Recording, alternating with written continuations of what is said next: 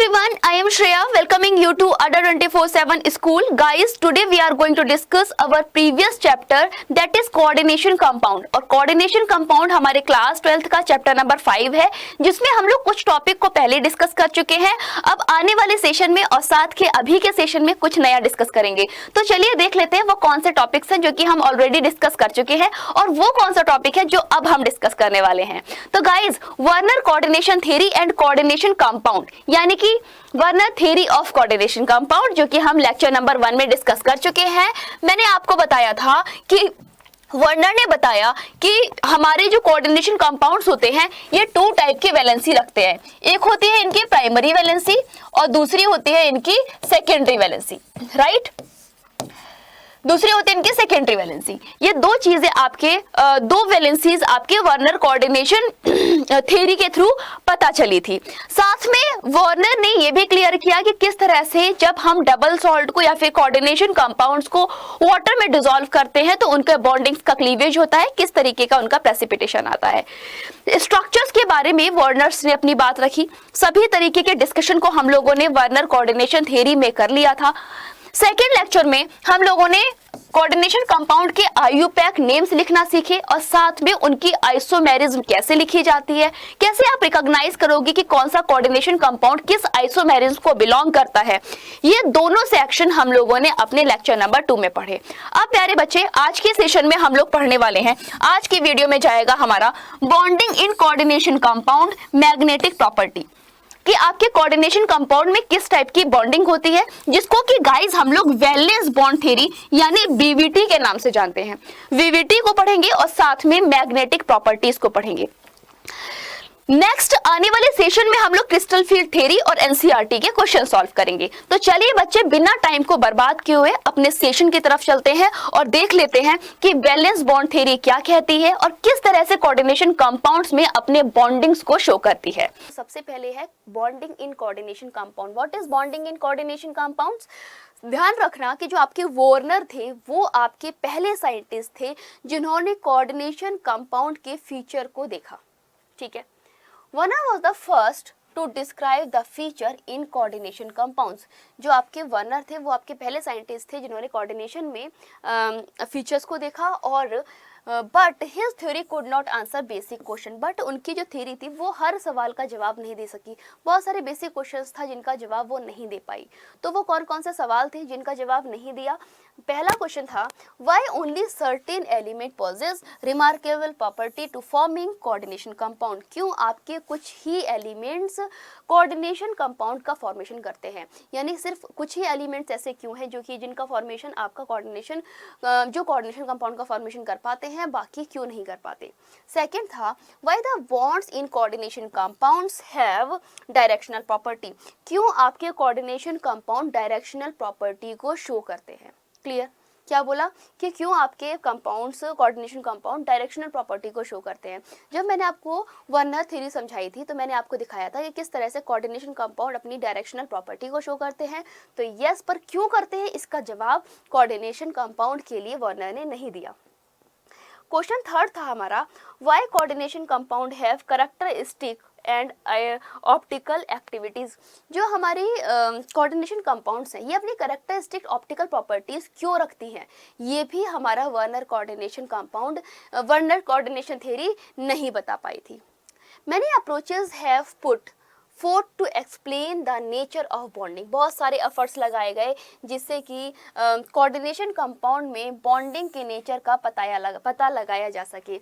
तो गाइस, सबसे पहले था आपका बीवीटी यानी कि बैलेंस बॉन्ड थ्योरी।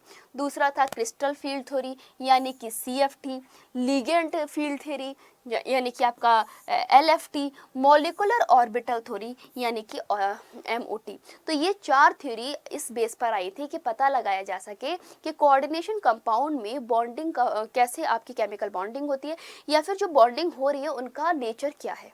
क्लियर?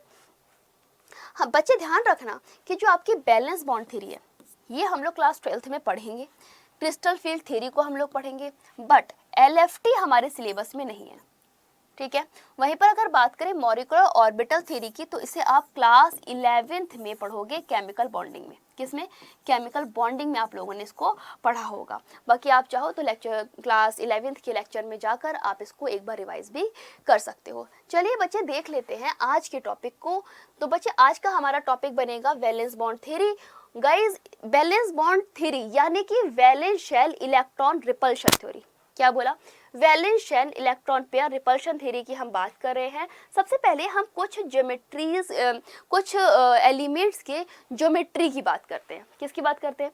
कुछ एलिमेंट्स की ज्योमेट्री की बात करते हैं। मैं साइड में हट गई हूँ, आराम से आप लोग इस पिक्चर को जरा 10 सेकंड के लिए देखिए और इस पे जरा अपना एक थॉट रखिए, है ना, क्योंकि आपके थॉट की बहुत नीड रहेगी इस सेक्शन में बच्चे। अब मैं फिर आपको आगे की बात बताती हूँ।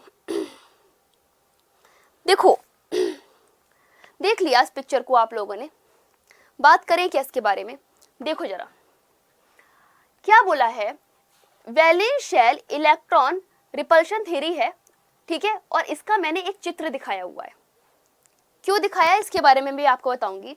हमेशा ध्यान रखना, ये आपका बनता है वेस्पर थ्योरी का पिक्चर।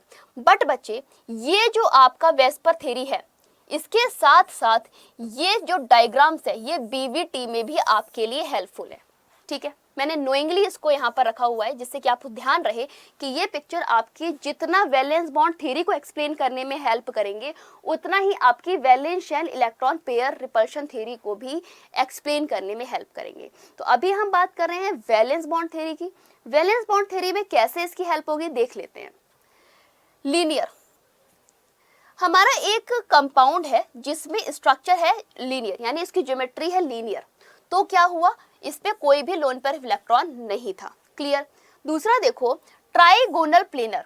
ट्राइगोनल प्लेनर का मतलब आपका दिस स्ट्रक्चर है ना, ट्राइगोनल प्लेनर।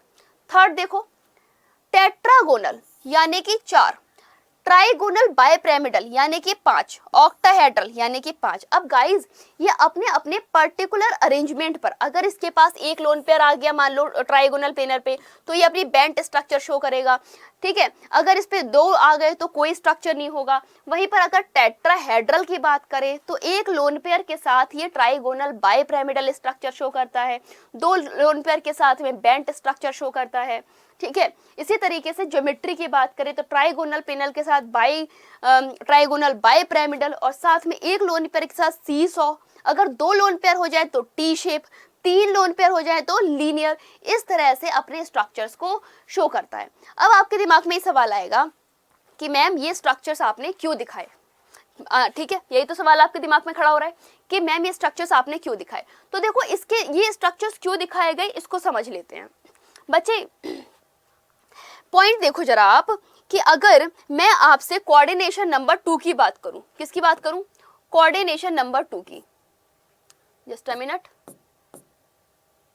यस, अगर मैं आपसे कोऑर्डिनेशन नंबर 2 की बात करूं, ठीक है, मतलब ये हुआ कि इसका बनने वाला जो स्ट्रक्चर होगा या फिर ज्योमेट्री जो होगी वो क्या होगी? लीनियर होगी, है ना। कैसी होगी? लीनियर होगी। वहीं पे अगर हम कोऑर्डिनेशन नंबर 3 की मैं बात करूं तो बनने वाली ज्योमेट्री आपकी क्या होगी? Trigonal planar. क्या होगी? ट्राइगोनल प्लेनर, है ना। और एक और होगी, बताओ कौन सी होती है दूसरी? दूसरी कौन सी होगी? Trigonal bipyramidal. Trigonal bipyramidal, bipyramidal, है ना। नेक्स्ट फोर्थ देखो गाइज, अगर आपके कोऑर्डिनेशन ज्योमेट्री 4 है, कोऑर्डिनेशन नंबर 4 है, तो इसकी ज्योमेट्री क्या क्या हो सकती है? टेट्राहेड्रल, है ना। क्या हो सकती है? टेट्राहेड्रल। एंड दूसरी आपकी क्या हो सकती है टेट्राहेड्रल के अलावा? टेट्राहेड्रल के अलावा आपकी हो सकती है स्क्वायर प्लेनर, राइट। नेक्स्ट देखो, नेक्स्ट पॉइंट आपका क्या कहता है? पॉइंट 5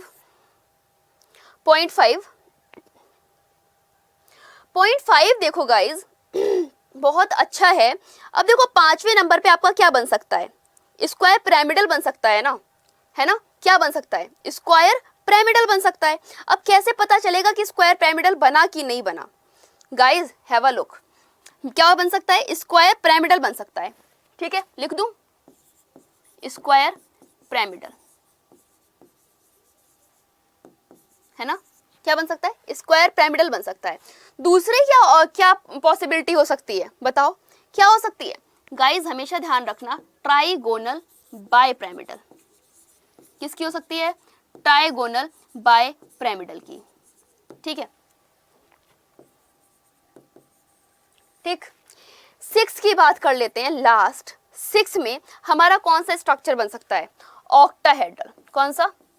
ऑक्टाहेड्रल, है ना? यही तो बन सकता है। लिख गया सारा। अब जरा समझो, 2 के लिए तो लीनियर है, ठीक है, बट 3 के लिए ट्राइगोनल प्लेनर और ट्राइगोनल बाइपिरामिडल है। अब कैसे आपका ये डिसाइड होगा कि कोई पर्टिकुलर कोऑर्डिनेशन कंपाउंड अपना ट्राइगोनल प्लेनर ज्योमेट्री रखेगा या फिर ट्राइगोनल बाइपिरामिडल ज्योमेट्री रखेगा? क्योंकि ये दोनों ही पॉसिबल है ना, तो कौन सी रखेगा ये कैसे डिसाइड होगा? गाइज इसी को डिसाइड करने के लिए आपकी वैलेंस बॉन्ड थ्योरी आई। वैलेंस बॉन्ड थ्योरी ने अपना एक रिस्पॉन्सिबिलिटी निभाई। दूसरा था 4। अच्छा, 4 कोऑर्डिनेशन नंबर का मतलब ये हुआ 4 लिगेंड्स, मतलब इसका ज्योमेट्री क्या क्या हो सकता है? पहला टेट्राहेड्रल हो सकता है, दूसरा स्क्वायर प्लेनर हो सकता है। कैसे पता चलेगा कि कोई भी आपका कोऑर्डिनेशन कंपाउंड ट्राइगोनल ज्योमेट्री रख रहा है या फिर स्क्वायर प्लेनर ज्योमेट्री रख रहा है? इसी तरीके से 5th की बात करें, कोऑर्डिनेशन नंबर 5 की, तो कोई भी कंपाउंड आपका स्क्वायर पिरामिडल ज्योमेट्री रख रहा है या फिर ट्राइगोनल बाइपिरामिडल ज्योमेट्री रख रहा है, ये आप कैसे डिसाइड करोगे? इसी चीज को डिसाइड करने के लिए वैलेंस बॉन्ड थ्योरी हमारी अस्तित्व में आई। तो इसमें क्या था? According to this theory, metal atom और ion under the influence of ligand can use. देखो, जो आपका वैलेंस बॉन्ड थ्योरी थी उसके हिसाब से क्या था कि जो आपके मेटल आयन हैं वो उसमें लिगेंड के इन्फ्लुएंस में आके N-1 NS NP या फिर NS NP ND orbital hybridization में पार्टिसिपेट करेंगी और सेट ऑफ ऑर्बिटल को बनाएंगी, इक्विवेलेंट सॉर्ट ऑफ ऑर्बिटल को बनाएंगी जिसकी एक डेफिनेट ज्योमेट्री होगी, जैसे कि आपका tetrahedral, octahedral, square planar and so on, जो कि मैंने आपको अभी यहाँ पर समझाया। Clear? Number of orbital type and hybridization, तो उन्होंने बोला कि अगर कोऑर्डिनेशन नंबर 4 है तो sp3 हाइब्रिडाइजेशन होगा, है ना? या फिर अगर कोऑर्डिनेशन नंबर 4 है तो dsp2 हाइब्रिडाइजेशन भी हो सकता है, यानी उनकी ज्योमेट्री टेट्राहेड्रल या फिर स्क्वायर प्लेनर भी हो सकती है, टेट्राहेड्रल या स्क्वायर प्लेनर भी हो सकती है। नेक्स्ट उन्होंने बोला कि अगर 5th कोऑर्डिनेशन नंबर है तो आने वाली हाइब्रिडाइजेशन sp3d या फिर sp3d2 हो सकता है। मतलब अगर बात करूं ज्योमेट्री की तो गाइस ट्राइगोनल बाइपिरामिडल या फिर ऑक्टाहेड्रल इसकी ज्योमेट्री होगी। क्लियर? किसके लिए? ट्राइगोनल पिरामिडल किसके लिए होगी? बाइपिरामिडल 5th के लिए, जबकि 6 के लिए आपकी कौन सी हो सकती है? ऑक्टाहेड्रल। वहीं पर 6 के लिए ऑक्टाहेड्रल ही होगी। गाइस आपका हाइब्रिडाइजेशन सिर्फ चेंज होगा। हाइब्रिडाइजेशन क्या हो जाएगा? D2sp3, यानी आपका कोऑर्डिनेशन नंबर 6 2 हाइब्रिडाइजेशन की पॉसिबिलिटी रखता है, sp3d2 और d2sp3।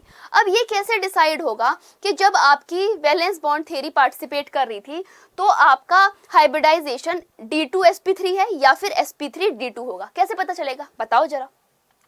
हमेशा ध्यान रखना कि अगर इनर डी ऑर्बिटल पार्टिसिपेट करेगी, अगर इनर डी ऑर्बिटल पार्टिसिपेट करेगी तो sp3d2 बनेगा, और अगर आउटर डी ऑर्बिटल पार्टिसिपेट करेगी तो d2sp3 का फॉर्मेशन होगा। ठीक है जी।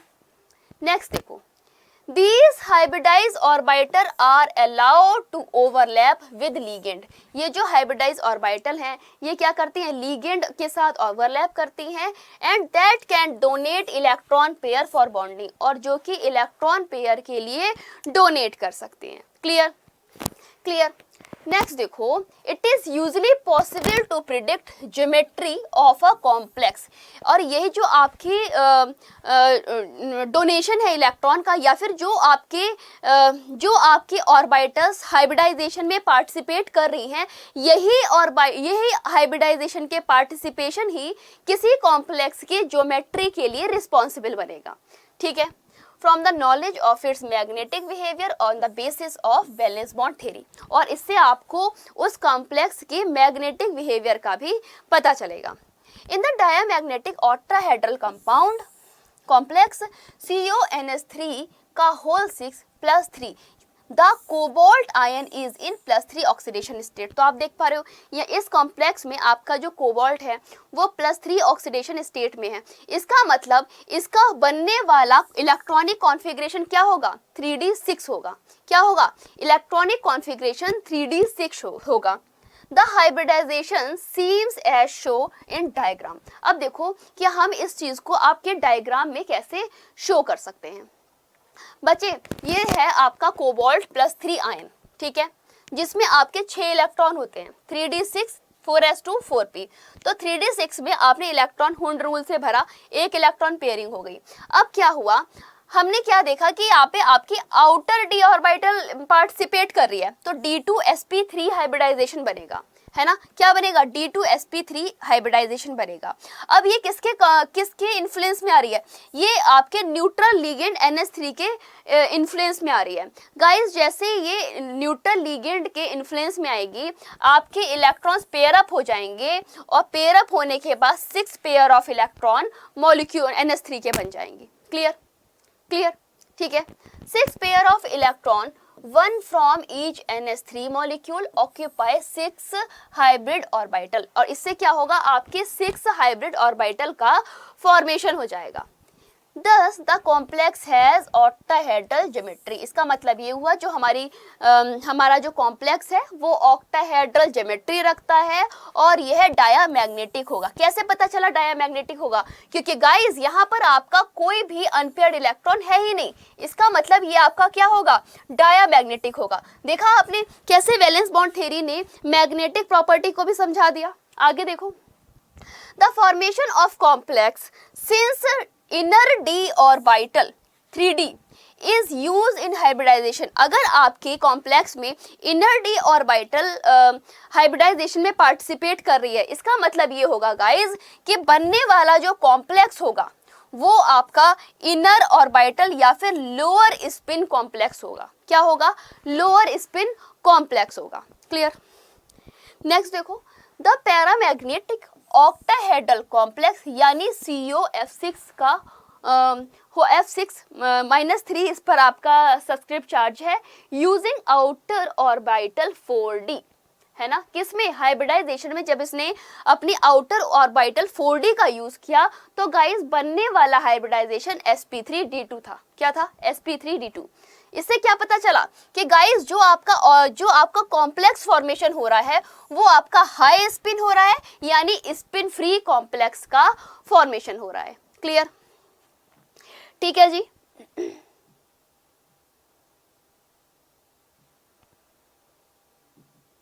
यस। नेक्स्ट देखो, दस इन टेट्राहेड्रल कॉम्प्लेक्सेस। अब टेट्राहेड्रल कॉम्प्लेक्स में क्या होता है? एक s और एक p ऑर्बिटल जब हाइब्रिडाइज होती है तो 4 इक्विवेलेंट ऑर्बिटल का फॉर्मेशन करती है, यानी ये टेट्राहेड्रली ओरिजिनेटेड होती है। क्या होती है? टेट्राहेड्रली ओरिजिनेटेड होती है। जैसे कि आपके निकिल की बात करें कि निकिल आपका +2 ऑक्सीडेशन स्टेट में है। किस में है? +2 ऑक्सीडेशन स्टेट में है। Just a minute. हाँ, निकिल आपका किसमें? +2 ऑक्सीडेशन स्टेट में है and the ion has electronic configuration 3d8। अगर आपका निकिल +2 ऑक्सीडेशन स्टेट में है तो जो इसका इलेक्ट्रॉनिक कॉन्फ़िगरेशन होगा वो किस में जाएगा? 3d8 जाएगा। 10 से किस में चला जाएगा? 8 में चला जाएगा। The hybridization seems as diagram. अब देखो हम डायग्राम में कैसे इसको समझा सकते हैं। निकिल है ना आपका, निकिल आयन, हमने 8 इलेक्ट्रॉन भर दिए तो आप क्या देख रहे हो? 2 इलेक्ट्रॉन अनपेयर्ड रह गए। क्या हुआ? 2 इलेक्ट्रॉन अनपेयर्ड रह गए। जब इसने क्लोरीन लिगेंड के साथ इंटरेक्शन किया तो अपनी 4 हाइब्रिड ऑर्बिटल का फॉर्मेशन किया। क्या किया? 4 हाइब्रिड ऑर्बिटल का फॉर्मेशन किया, बट गाइज स्टिल इनके पास 2 अनपेयर्ड इलेक्ट्रॉन्स थे। इससे क्या कंफर्म हुआ? इससे ये क्लियर हुआ कि जो हमारा बनने वाला प्रोडक्ट है वो आपका क्लोरीन की या फिर वीक फील्ड लिगेंड की प्रेजेंस में पैरामैग्नेटिक होगा। Clear? Each chlorine ion donates pair of electron, the compared is paramagnetic, है ना। तो ये क्या होगा, पैरामैग्नेटिक होगा। क्यों? क्योंकि क्लोरीन आपका लो स्पिन लिगेंड है ना, या फिर वीक फील्ड लिगेंड है। Clear? It contain 2 unpaired electrons, और ये अपने 2 अनपेयर्ड इलेक्ट्रॉन्स को रखता है। पीछे देखो 2 अनपेयर्ड इलेक्ट्रॉन्स हैं इनके पास, इसका मतलब ये क्या हुआ, ये आपका हो गया पैरामैग्नेटिक। ठीक है, अब देखो सिमिलरली अगर इसी तरीके से निकिल आपके 4 कोबाल्ट के साथ इंटरेक्ट करके निकिल टेट्रा कंपाउंड बनाए, तो ये क्या होगा, ये एक टेट्राहेड्रल ज्योमेट्री में होगा। टेट्रा कंपाउंड बना रहा है मतलब टेट्राहेड्रल ज्योमेट्री में। तो गाइस ये आपका डायमैग्नेटिक कैसे हो गया? क्यों हो गया डायमैग्नेटिक? क्योंकि गाइस यहाँ पर जो आपका निकिल है उसकी ऑक्सीडेशन स्टेट 0 है। क्या है? ऑक्सीडेशन स्टेट 0 है, और जब ऑक्सीडेशन स्टेट 0 है इसका मतलब ये हुआ कि इसमें कोई भी अनपेयर्ड इलेक्ट्रॉन नहीं होगा। क्लियर?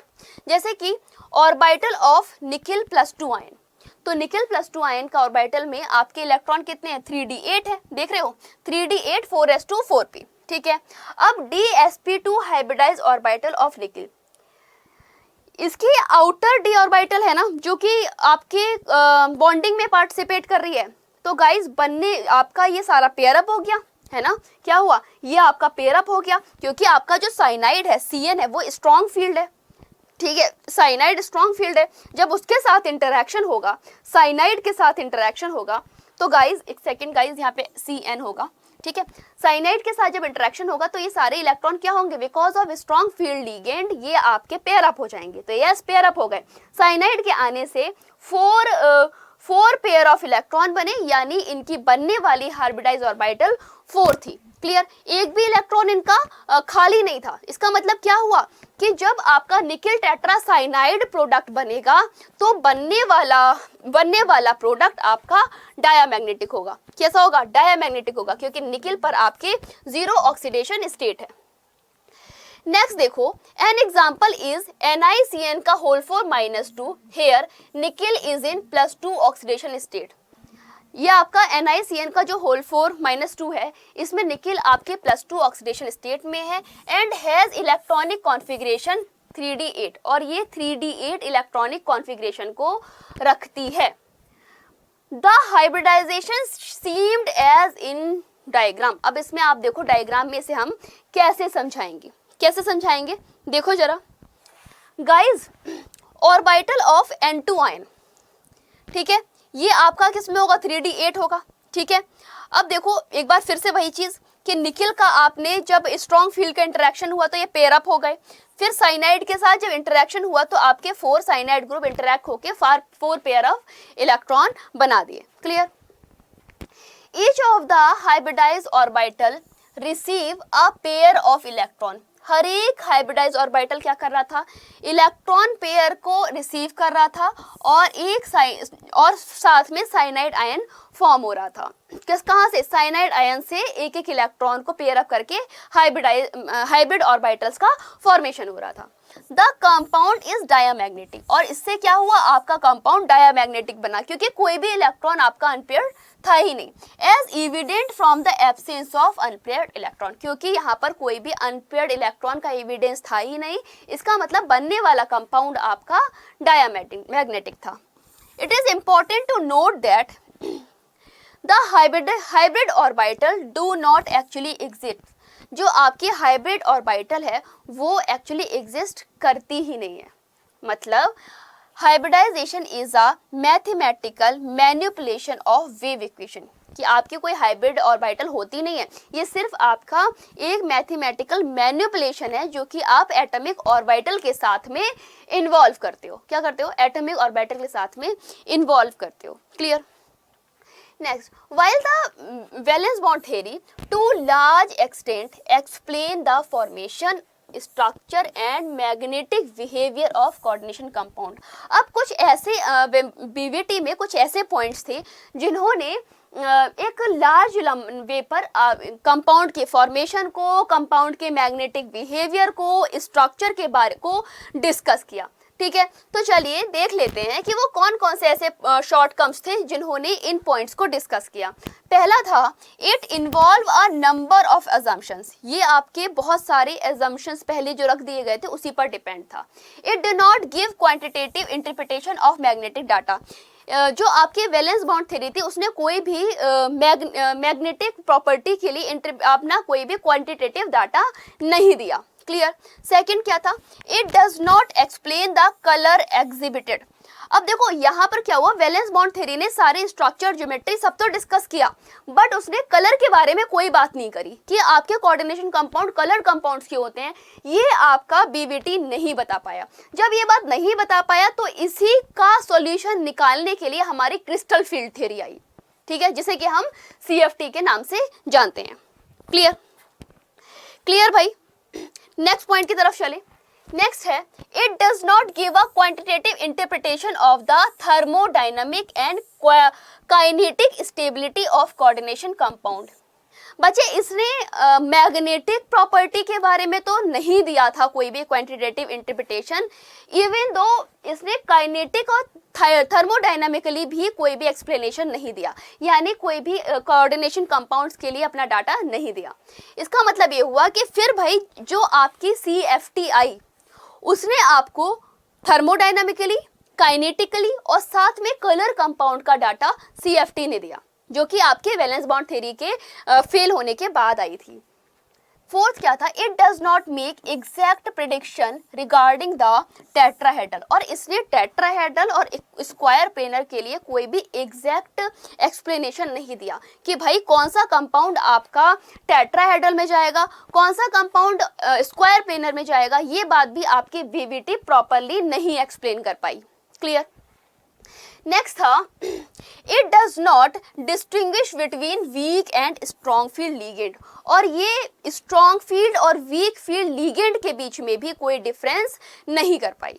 क्लियर, इतनी बात समझ में आ गई।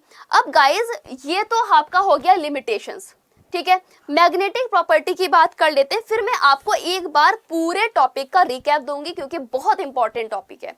बच्चे मैग्नेटिक प्रॉपर्टी की बात हो रही है तो हम लोग मैग्नेटिक प्रॉपर्टी को तो ऑलरेडी डिस्कस कर चुके कि अगर आपके इलेक्ट्रॉन्स पेयर्ड हैं, अगर आपके पेयर्ड इलेक्ट्रॉन्स हैं तो इसका मतलब ये हुआ कि गाइज आपका जो बनने वाला कंपाउंड है वो आपका डायामैग्नेटिक होगा। कैसा होगा? डायामैग्नेटिक होगा।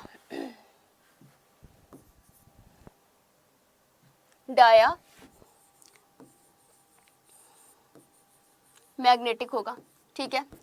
दूसरा पॉइंट था कि अगर आपके इलेक्ट्रॉन्स अनपेयर्ड हैं, अगर इलेक्ट्रॉन्स अनपेयर्ड हैं,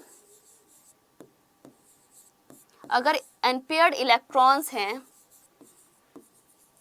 तो बनने वाला कंपाउंड आपका पैरामैग्नेटिक होगा। कैसा होगा? पैरामैग्नेटिक होगा। क्लियर, ये दो बात समझ में आ गई कि आपका अगर पेयर्ड इलेक्ट्रॉन है तो डायामैग्नेटिक होगा, अनपेयर्ड इलेक्ट्रॉन्स है तो पैरामैग्नेटिक होगा। अब गाइस बात ये आई कि अब हम मैग्नेटिक मोमेंट कैसे निकालेंगे, इसका मैग्नेटिक मोमेंट कैसे निकालेंगे, तो उसके लिए formula mu is equal to √NN+2 का यूज किया गया, जहां पर आपका वेयर आपका n क्या था? Number of unpaired electron. क्या था? Number of unpaired electrons. क्या था? Number of unpaired electrons. Clear, clear बच्चे। क्या था? जहां पर आपका म्यू था मैग्नेटिक मोमेंट और n था नंबर ऑफ अनपेयर्ड इलेक्ट्रॉन। अगर आपको नंबर ऑफ अनपेयर्ड इलेक्ट्रॉन पता होंगे तो आप मैग्नेटिक मोमेंट आसानी से निकाल सकते हो। वहीं पे अगर बात करें यूनिट की कि यूनिट क्या होती है म्यू की, तो गाइज वो होती है आपके BM, बोहर मैग्नेटॉन। क्या होती है? Bohr magneton. तो ये था आपका मैग्नेटिक प्रॉपर्टी। अब चलो जो जो बातें मैंने आपको एक्सप्लेन की, जो बातें मैंने आपको एक्सप्लेन की गाइज, अब इसके बारे में प्रॉपर डिस्कशन कर लेते हैं। क्या कर लेते हैं? प्रॉपर डिस्कशन कर लेते हैं कि बीबीटी के बारे में मैंने आपको क्या क्या चीज़ें बताई हैं। एक पॉइंट वाइज चीज़ों को मैं एक्सप्लेन कर देती हूँ जिससे कि किसी भी तरीके का कोई डाउट रह ही ना जाए। क्लियर, ठीक है जी।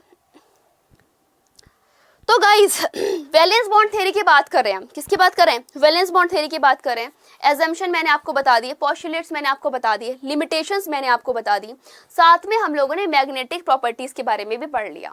अब एक रिकैप लेते हैं। क्या करेंगे? एक रिकैप लेंगे इसका। चलो ले ले, क्या रिकैप, क्या है रिकैप? देखो जरा, सबसे पहली चीज ये है कि जो हमारे मेटल्स हैं, जो हमारे मेटल्स हैं गाइस, ये कुछ ऑर्बिटल रखते हैं। कौन कौन से ऑर्बिटल रखते हैं बॉन्ड फॉर्मेशन के लिए? एक s, एक p और एक d ऑर्बिटल। क्लियर? ठीक है। दूसरी चीज जितने भी आपके suitable number of unhybridised orbitals हैं, या फिर जितनी भी आपकी सुटेबल एम्प्टी ऑर्बिटल हैं,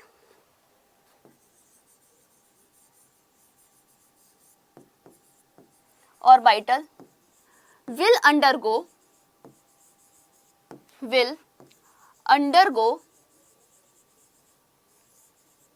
हाइब्रिडाइजेशन।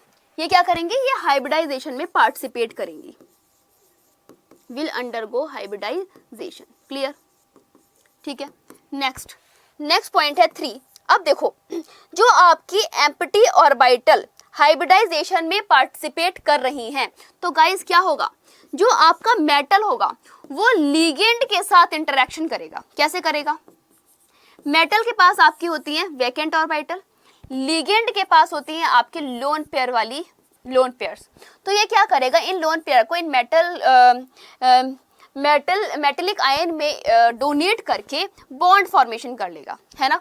क्या करेगा? बॉन्ड फॉर्मेशन कर लेगा। अब कैसा बॉन्ड फॉर्मेशन होगा? देखो जरा, इसको दिखाएं। मेटल और ये रहा आपका लिगेंड, इन्होंने अपने इलेक्ट्रॉन इसको डोनेट कर दिया, तो इनके बीच में मेटल लिगेंड का बॉन्ड फॉर्म हो गया। क्या हुआ? मेटल लिगेंड बॉन्ड फॉर्मेशन हो गया। क्लियर? तो अगर आप देख पा रहे हो कि लिगेंड से आपका मेटल का डोनेशन हो रहा है, इसका मतलब एरो किधर जाएगा? मेटल की तरफ जाएगा, क्योंकि मेटल ने इलेक्ट्रॉन को ले लिया। ठीक है। फोर्थ पॉइंट क्या था कि जो आपके लिगेंड्स होते हैं वो 2 टाइप के होते हैं। Ligands are of 2 type. कौन कौन से 2 टाइप? गाइस, पहला है आपका स्ट्रॉन्ग फील्ड लिगेंड,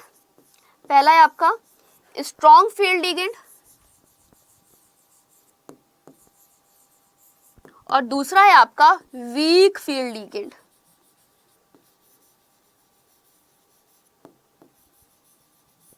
क्लियर? ये 2 टाइप के लिगेंड्स होते हैं। अगर स्ट्रॉन्ग फील्ड लिगेंड के साथ मेटल का इंटरेक्शन हो रहा है तो बनने वाला कंपाउंड अलग तरह का होगा। अगर वीक फील्ड लिगेंड के साथ इंटरेक्शन हो रहा है तो बनने वाला कंपाउंड आपका अलग तरह का होगा। कैसे पता चलेगा कि किस तरीके का कंपाउंड आपका फॉर्म होगा? कैसे पता चलेगा? जैसे कि गाइस, मैं यहीं पर बताती हूँ क्योंकि जगह खत्म हो रही है हमारे पास। जैसे कि गाइस, अगर स्ट्रॉन्ग फील्ड की बात करें, अगर हम स्ट्रॉन्ग फील्ड की बात करें, स्ट्रॉन्ग फील्ड कौन सा है आपका? जैसे कि आपका CN, साइनाइड, है ना?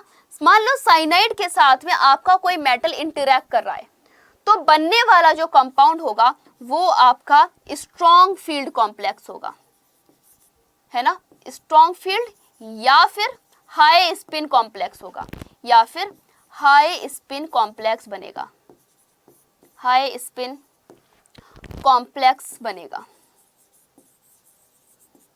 ठीक है? ठीक है जी, क्या बनेगा? हाई स्पिन कॉम्प्लेक्स बनेगा।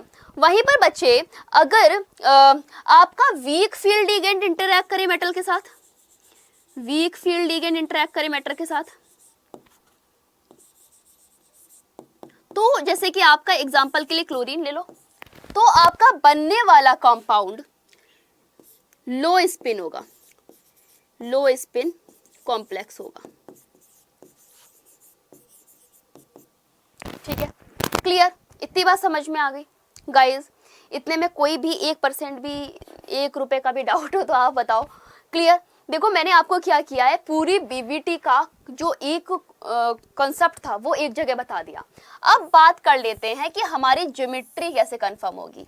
गाइस, इमेजिन करो कि अगर इनर डी ऑर्बिटल, अगर इनर, एक सेकेंड, अगर इनर डी ऑर्बिटल हाइब्रिडाइजेशन में पार्टिसिपेट कर रही है तो बनने वाला आपका D2sp3 होगा। क्लियर? अगर आपका आउटर डी ऑर्बिटल हाइब्रिडाइजेशन में पार्टिसिपेट कर रही है तो बनने वाला हाइब्रिडाइजेशन sp3d2 होगा। क्लियर? समझ में आया? और आपका क्या बनाएंगे ये आपका ऑक्टाहेड्रल कंपाउंड्स बनाएंगे। समझ में आ गया? तो ये था हमारा पूरा एक बैकअप, मतलब पूरा एक शॉर्ट जो कि हम लोग को बीवीटी के बारे में समझना था। इतनी सारी थ्योरी पड़ी थी कि आप कैसे इनके पॉइंट्स ध्यान रखोगे, तो बस आपने इस स्लाइड को प्रॉपरली ध्यान रखना है। अब बच्चे चलते हैं लिमिटेशन की तरफ। एक बार क्या थी लिमिटेशन हमारी, देखो लिमिटेशन में मैंने क्या क्या बताया कि पहली चीज तो जो हमारा बीवीटी था ये मैग्नेटिक बिहेव जो था उसको प्रॉपरली एक्सप्लेन नहीं कर पाया। जो उसका मैग्नेटिक डेटा था उसका क्वालिटेटिव इंटरप्रिटेशन नहीं दे पाया, यानी उसने कोई भी उसका रिटन डेटा तो रखा ही नहीं। ठीक है, ठीक है जी। दूसरी बात, it does not explain colour. जो आपके कोऑर्डिनेशन कंपाउंड्स हैं वो तो कलर्ड होते हैं, हमको भी पता है आपको भी पता है कि मैक्सिमम कोऑर्डिनेशन कंपाउंड्स हमारे कलर्ड होते हैं। बच्चे क्यों कलर्ड होते हैं? क्योंकि वो अपना कुछ ट्रांजिशन करते हैं, उनमें अनपेयर्ड इलेक्ट्रॉन्स होते हैं। क्या उनका डीजनरेसी किस तरह से लूज होती है, किस तरह से कलर्ड कंपाउंड का फॉर्मेशन होता है, तो ये सारी चीजें डी और आपका वैलेंस बॉन्ड थ्योरी नहीं बता पाया। तो इसीलिए जैसे ही यहाँ पर वैलेंस बॉन्ड थ्योरी की लिमिटेशन आई, आपकी सीएफटी ने इस बात का एक्सप्लेनेशन अपने थ्योरी में दिया। Clear? Next, valence bond theory thermodynamic interpretation और काइनेटिक स्टेबिलिटी के बारे में भी कोई भी क्वांटिटेटिव डेटा नहीं दे पाया। ठीक है। फोर्थ आपकी इसमें लिमिटेशन क्या थी कि भाई उन्होंने ये तो बता दिया कि हमारे जो स्ट्रक्चर्स है, अगर फोर्थ कोऑर्डिनेशन नंबर रहेगा तो दो पॉसिबिलिटी बनती हैं कि टेट्राहेड्रल हो सकता है, स्क्वायर प्लेनर हो सकता है, बट कैसे हो सकता है ये बात वैलेंस बॉन्ड थ्योरी एक्सप्लेन तो कर पाई, बट प्रॉपरली ये एक्सप्लेन नहीं कर पाई कि ये कैसे डिसाइड होगा कि कौन सा वाला आपका ऑक्टाहेड्रल वो टेट्राहेड्रल जाएगा, कौन सा आपका स्क्वायर प्लेनर जाएगा। तो कोऑर्डिनेशन कंपाउंड के इस लिमिटेशन को भी आपकी सीएफटी ने दूर किया। Next, it does not distinguish between weak and strong ligand, और ये खुद को वीक और स्ट्रॉन्ग लिगेंड के बीच में डिस्टिंग्विश नहीं कर पाया, यानी कि इन दोनों में उलझा रह गया है ना, खुद की एक यूनिक आइडेंटिटी नहीं दिखा पाया। ठीक है, जो भी लिगेंड आया वो अपने हिसाब से काम करता चला गया। तो ये हो गई इसकी फिफ्थ लिमिटेशन, जिसमें कि अब ये जितनी भी लिमिटेशंस थी ये किसने दूर करी? तो प्यारे बच्चे ये आपकी क्रिस्टल फील्ड थ्योरी ने दूर करी, जिसको कि हम लोग अगले लेक्चर में पढ़ेंगे। मैग्नेटिक प्रॉपर्टी के बारे में मैंने क्या बताया कि अगर इलेक्ट्रॉन पेयर्ड है तो डायामैग्नेटिक, अनपेयर्ड है तो पैरामैग्नेटिक। अगर आपको मैग्नेटिक मोमेंट निकालना है तो फॉर्मूला लगाओगे √NN+2, जहां पर n क्या है? नंबर ऑफ अनपेयर्ड इलेक्ट्रॉन, और इसकी यूनिट की अगर बात करें तो गाइस वो होती है बोहर मैग्नेट्रॉन। क्लियर? ये आपके लिए एक शॉर्ट्स पॉइंट है ना। पॉइंट 2 रिमेंबर इसको लिख सकते हो, पॉइंट 2 नोटेड है ना, ये आप नोट कर लो पॉइंट्स। तो गाइस ये था हमारा बैलेंस बॉन्ड थ्योरी, यानी आपकी जितना भी आपने बॉन्ड फॉर्मेशन करना था, जो भी आपके बॉन्डिंग थी कोऑर्डिनेशन कंपाउंड्स में, वो हम लोगों ने डिस्कस करी by the help of valence bond theory. And साथ में हमने उसकी मैग्नेटिक प्रॉपर्टीज को भी डिस्कस किया कि किस तरह से आप कोऑर्डिनेशन कंपाउंड्स में पता लगा सकते हो कि कौन सा कंपाउंड आपका डायामैग्नेटिक है, कौन सा कंपाउंड आपका पैरामैग्नेटिक है, और किस तरह से आप √NN+2 फॉर्मूले का यूज करके मैग्नेटिक मोमेंट निकाल सकते हो। तो प्यारे बच्चे आज के सेशन में बस इतना ही। नेक्स्ट सेशन में हम लोग क्रिस्टल फील्ड थ्योरी को पढ़ेंगे। तो चलिए सेशन को लाइक कीजिए, चैनल को फॉलो कीजिए, और प्लेलिस्ट में जितने भी वीडियोस हैं उनको सिस्टमैटिकली देखकर अपनी तैयारी को बेहतर बनाइए। साथ ही बने रहिए ADA 24/7 स्कूल पर। तो चलिए बच्चे अभी के लिए बस इतना ही। Thanks for watching.